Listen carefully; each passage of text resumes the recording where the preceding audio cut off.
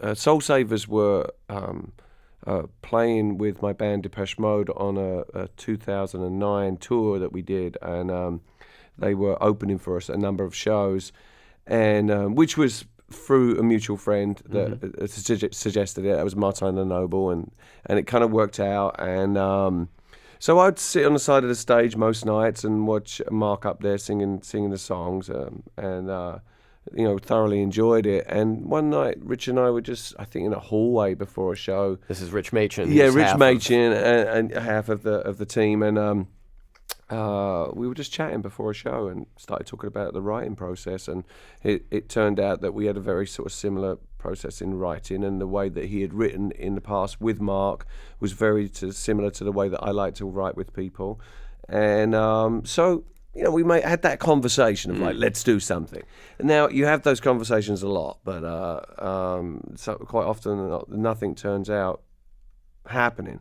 But shortly after I'd finished that tour, sure enough, I got a call from Rich, and he said, "I've got something. I've got something I can send you, and are you interested?" So I said, "Send it to me, and I'll see if I'm feeling it, and see what happens." And no strings attached, and it was really like that. And that process continued for about a year, and by the end of that year, we realised we had more than enough for a record, and what seemed to be was going to.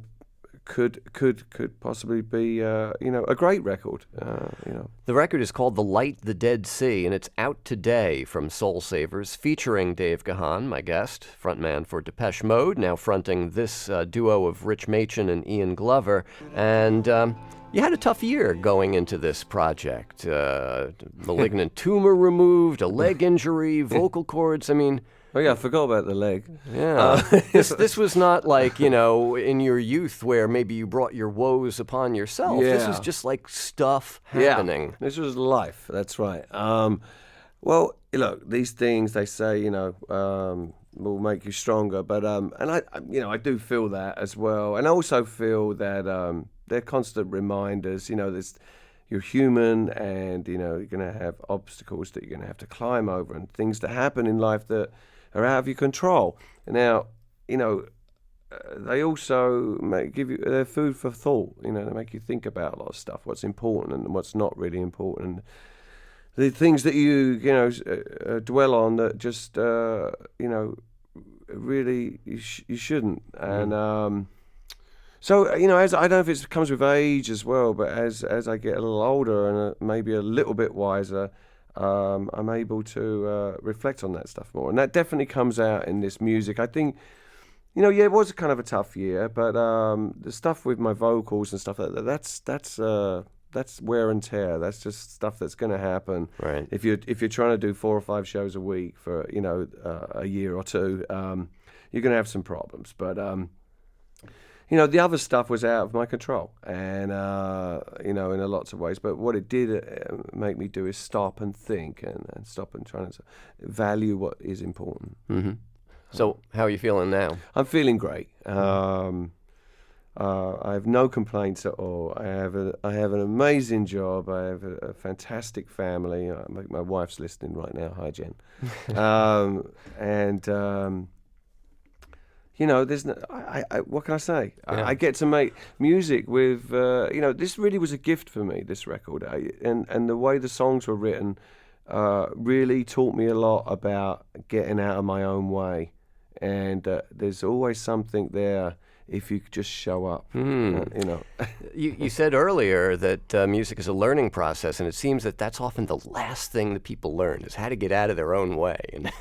Yeah, and music really is. It's like a gift. It just is floating around now. I really do believe that. Look, that's not to say you not got to put some work into it. You got to put some work into it. But look, Rich, when Rich kind of gave me these things, they were gifts, and there was never a moment when he and I had a conversation on the phone where it's like, all right, well, what do you want me to do with this? I don't really know what to do or what. There wasn't any of that trying to figure it out. It was really just quite pure. And what are you left with? Do you hear this as an album or as a collection of songs? It's definitely an album now. I mean, it started out as a collection of songs, or it started out as a writing, kind of like a process of writing, and learning from that, really. We didn't sit down and say, let's make a record. It was just to see if we can write some songs together. And after about 5 or 6 pieces that we had done, we realized that it was kind of, okay, this is turning into a record. And got very excited about that. But it's definitely an album. And to me, it's an album that I'm still kind of like, I have 2 sides to that album. I'm kind of putting, really kind of... Do you mean literally like an A side and a B side? Yeah, absolutely, absolutely. Rich and I, that's one thing we did discuss. We're both big fans of gospel and blues music, and there's a lot of those influences in this music. But we're fans of like a record where there's like you listen to it. It begins, it takes you on a little journey, and then you flip the record over. Yeah, and it leaves you in a place of reflection or whatever, and just feeling a sense of hope, or like you belong to something. I mean, when I was a kid growing up, David Bowie did that for me. It was like I was, Ziggy Stardust. Yeah, I mean, those records, they just took me to a place. I wanted to go live where he was living,